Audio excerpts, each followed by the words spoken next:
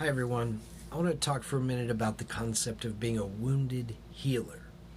I just wrote a blog about this, and I'm going to write a series on this, being a wounded healer. First of all, I consider myself a wounded healer.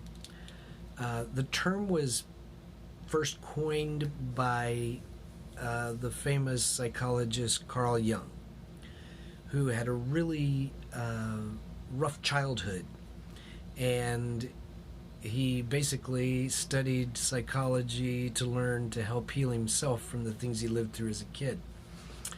A lot of us, our quest to heal ourselves turns into something then that we turn around and use to heal other people. The statistics say something like 80% of people that go into counseling or become therapists, psychologists, psychiatrists, they got into that partly to heal themselves from things they've been through. And then they turn around and pass that on. One of the things that is important about that is, I remember growing up in the South, it was really drilled into me in that culture that you keep your family dirty laundry to yourself within the family because you don't want your neighbors gossiping or talking about it.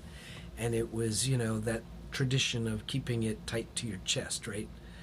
And what that does is actually it creates shame.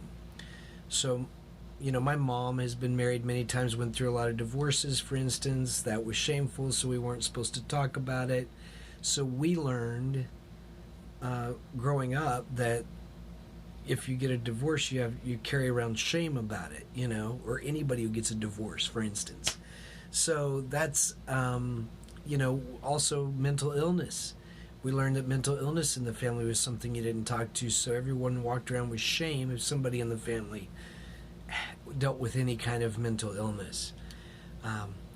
What I want to tell you is that that's a lie. That when we tell our stories, it not only helps heal us and it lifts a weight off of us, because those things have more power over us because we're keeping it a secret. It also, though, lets other people know that they're not going through these things alone. So it helps heal others. That's being a wounded healer, sharing our stories, not just the stories of joy, but the stories of pain and struggle and trauma as well, because what that does is it helps others that are in the midst of it know they're not the only ones, because so many of us think that when we're going through something.